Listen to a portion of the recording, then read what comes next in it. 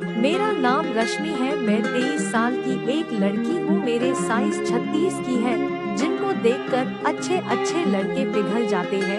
एक रमेश नाम का व्यक्ति अपनी दुकान चला रहा था। उसकी दुकान मेरे घर के सामने ही पड़ती थी। एक दिन मैं दुकान पर गई तो मैंने देखा एक लड़का उनकी दुकान पर काम करने के लिए आया है। मैंने पूछा यह कौन है? दुकानदार ने बताया इसको हमने काम पर रखा है, उसका नाम भोला है।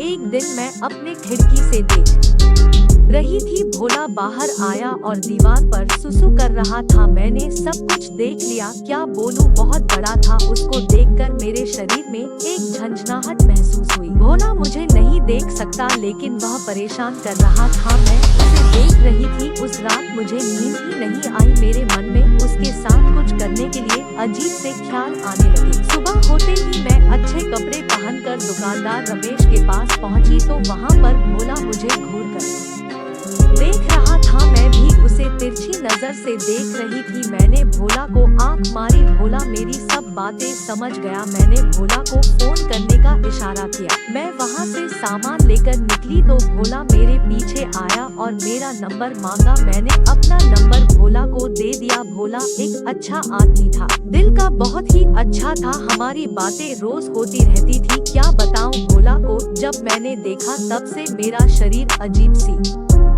अंगड़ाई ले रहा था। एक दिन मेरे घर में कोई नहीं था। मैंने दुकानदार रमेश को फोन किया और कहा मुझे कुछ सामान चाहिए, मैं नहीं आ सकती, तुम भोला को भेज दो। थोड़ी देर में भोला मेरे घर पर आया। मैंने दरवाजा खोला। भोला मेरा सामान लेकर दरवाजे पर खड़ा था। मैं नहाकर बाहर आई थी। मेरे बाल भीगे हुए थे। मेरे शरीर पर मात्र एक रुमाल ही था। मैंने भोला को अंदर आने के लिए कहा। भोला तेजी से अंदर आ गया। पीछे से मैंने दरवाजा बंद कर दिया। मैं दरवाजा बंद करके अपने बेडरूम में चली गई। भोला सोफे पर बैठा था। मैंने उसे बेडरूम में बुलाया और कहा लाओ मेरा सामान यहाँ मुझे दो। भोला सब सामान लेकर बेडरूम में आया और कहा लो यह आपका सामान। पहली बार मुझसे मिलने के लिए आया था। भोला बहुत ही शर्मा रहा था। मैंने कहा तुम तो बड़े शर्माते हो, यहाँ पर बैठ जाओ, मुझे तुमसे बहुत सारी बातें करनी है। फोन पर तो तुम अच्छी बातें करते हो।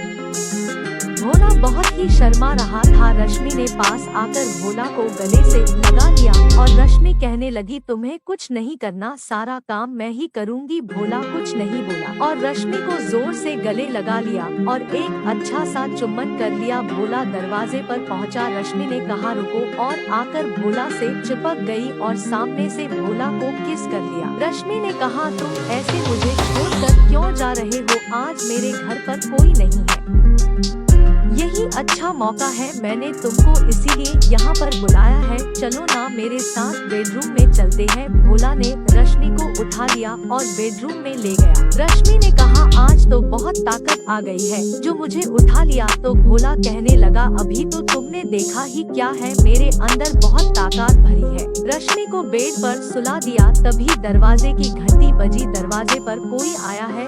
रश्मि ने कहा तुम यहीं रुको, मैं देखकर आती हूँ। रश्मि ने दरवाजा खोला तो दुकानदार रमेश आया था। रमेश ने कहा भोला यहाँ आया था, यह सामान दुकान पर ही भूल गया था। मैंने सोचा आपको इस सामान की जरूरत होगी, मैं ही जाकर दे देता हूँ। रश्मि ने कहा ठीक है, कोई बात नहीं, वैसे भी मुझे इसकी खास जरूरत नहीं थी। ऐसा कह के रश्मि ने दरवाजा बंद कर दिया और रमेश वहां से चला गया। रश्मि बेडरूम में चली गई। भोला ने तुरंत कहा कौन था? तुम्हारा सेठ रमेश था, तुम कुछ सामान भूलकर यहाँ आए थे, वही वह देने आया था। आज तो तुम बाल बच गए हो, अगली बार ऐसी गलती कभी नहीं करना। भोला ने कहा ठीक है, आगे से ऐसी गलती नहीं होगी। रश्मि ने कहा बहुत सारा टाइम निकल गया है, अब हम दोनों को बहुत सारा प्यार करना चाहिए, इसमें देरी नहीं करनी चाहिए। और भोला रश्मि से चिपक गया। अब बिस्तर पर दोनों एक दूसरे के शरीर को मरोड़ रहे थे। भोला को बहुत ही मजा आ रहा था और वह सो गया।